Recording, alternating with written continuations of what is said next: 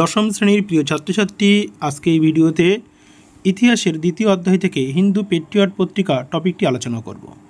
আলোচনা যাওয়ার আগে তোমাদেরকে ছোট্ট একটি অনুরোধ, যদি চ্যানেল নতুন হয়ে থাকো তাহলে অবশ্যই চ্যানেল সাবস্ক্রাইব করো এবং এ ধরনের ভিডিও সবার আগে পেতে পাশে থাকা বেল আইকনে ক্লিক করে অল নোটিফিকেশন অন করে রাখো। প্রথমেই আমরা জেনে নেব এই টপিক থেকে প্রশ্ন কী ধরনের প্রশ্ন পরীক্ষাতে আসতে পারে। মূলত এখান থেকে এমসিকিউ বা এসকিউ প্রশ্ন কিন্তু আসতে পারে, সেই সঙ্গে 2 নম্বরের প্রশ্ন কিন্তু হওয়ার সম্ভাবনা, অর্থাৎ হিন্দু পেট্রিয়ট পত্রিকার গুরুত্ব বা বৈশিষ্ট্য, এবং সেই সঙ্গে 4 নম্বরের প্রশ্ন কিন্তু এই টপিক থেকে আসতে পারে, অর্থাৎ হিন্দু পেট্রিয়ট পত্রিকায় তৎকালীন সময়ে যে বিষয়গুলো ছিল সেই বিষয়গুলি বা এই পত্রিকাতে তৎকালীন সময়ের বিদ্রোহ যেগুলো ছিল সেই বিদ্রোহের প্রেক্ষাপটে এই পত্রিকা কী ভূমিকা গ্রহণ করেছিল, এটিও কিন্তু 4 নম্বরে পরীক্ষা আসতে পারে। প্রথমে আমরা দেখব এই পত্রিকার প্রকাশকাল। এই পত্রিকা প্রকাশিত হয়েছিল 1853 খ্রিস্টাব্দে 6 জানুয়ারি। এই পত্রিকার প্রথম মালিক ও প্রকাশক ছিলেন মধুসূদন রায়, অর্থাৎ পত্রিকার প্রথম মালিক এবং প্রকাশক অর্থাৎ মধুসূদন রায়ের নামেই কিন্তু এই পত্রিকাটি প্রকাশিত হয়েছিল। এবং এই পত্রিকার যদি আমরা বলি প্রতিষ্ঠাতা বা যদি বলা হয় যে এই পত্রিকার প্রথম সম্পাদক কে ছিলেন, সেক্ষেত্রে কিন্তু গিরিশচন্দ্র ঘোষ ছিলেন এই পত্রিকার প্রথম সম্পাদক।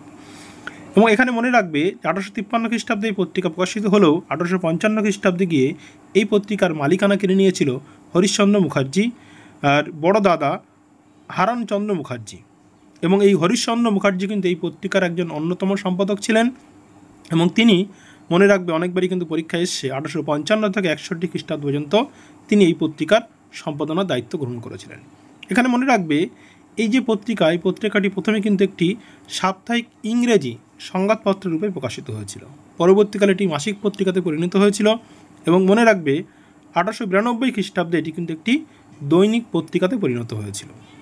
এবং সেই সঙ্গে এখান থেকে গুরুত্বপূর্ণ বিষয় তোমাদেরকে মনে রাখতে হবে যে হিন্দু পেট্রিয়ট পত্রিকা তৎকালীন সময়ের একটি গুরুত্বপূর্ণ পত্রিকা এবং এই পত্রিকায় তৎকালীন সময়ে যে সমস্ত বিদ্রোহ সংগঠিত হয়েছিল সেই কোনো বিদ্রোহকে সমর্থন করেছিল। এখানে মনে রাখবে এই পত্রিকা মূলত নীল বিদ্রোহ অর্থাৎ 1859-60 খ্রিস্টাব্দে সংগঠিত হয়েছিল এবং 1855-56 খ্রিস্টাব্দে সংগঠিত সাঁওতাল বিদ্রোহ এই দুটি বিদ্রোহকে সমর্থন করেছিল, অর্থাৎ নীল বিদ্রোহ এবং সাঁওতাল বিদ্রোহ এই দুটি বিদ্রোহকে কিন্তু এই পত্রিকা সমর্থন করে এবং এই বিদ্রোহের বিভিন্ন ঘটনাগুলো কিন্তু এই হিন্দু পেট্রিয়ট পত্রিকা তুলে ধরা হতো। শুধু এই দুটি বিদ্রোহ নয়, তৎকালীন সময়ের কিন্তু বিভিন্ন বিদ্রোহ বা বিভিন্ন ব্রিটিশ সরকারের অন্যায় অবিচার শোষণের ঘটনা কিন্তু এই পত্রিকায় তুলে ধরা হতো।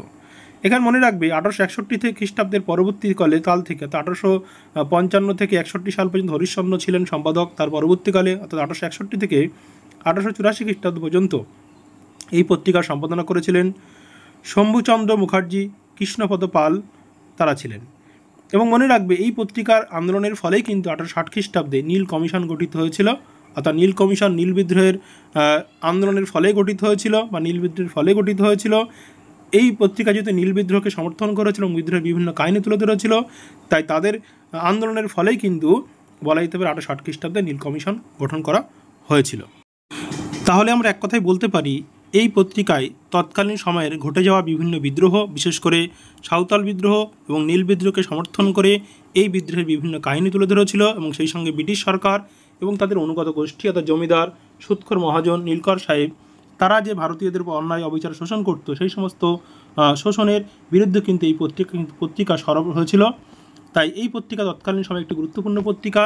এবারে আমরা দেখে নেব এই পত্রিকার বিভিন্ন ধরনের যে গুরুত্বপূর্ণ বৈশিষ্ট্যগুলো ছিল সেই গুরুত্বপূর্ণ বৈশিষ্ট্যগুলি আমরা এক এক করে বলব। প্রথমত বলতে পারি এটি কিন্তু একটি সাপ্তাহিক পত্রিকা, যেটি আগেই বলেছি, এবং এই পত্রিকা কিন্তু জমিদারদের সংগঠন ব্রিটিশ ইন্ডিয়ান অ্যাসোসিয়েশন এর মুখপাত্র হিসেবে আত্মপ্রকাশ করেছিল, অর্থাৎ ব্রিটিশ ইন্ডিয়ান অ্যাসোসিয়েশন ছিল একটি অন্যতম জমিদারদের সংগঠন যার বিভিন্ন কথা এই পত্রিকা তুলে ধরা হতো। এবং মনে রাখবে এই পত্রিকা কিন্তু প্রতি বৃহস্পতিবার কিন্তু প্রকাশিত হতো।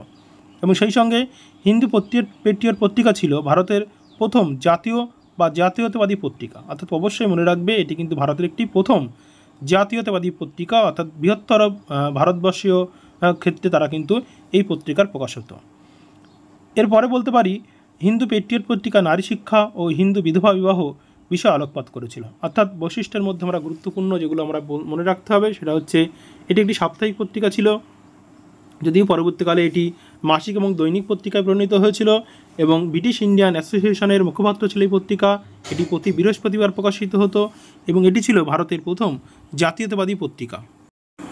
এরপরে দেখব আমরা এই পত্রিকার গুরুত্ব, অর্থাৎ এটি কিন্তু 2 নম্বরের পরীক্ষায় কিন্তু আসতে পারে।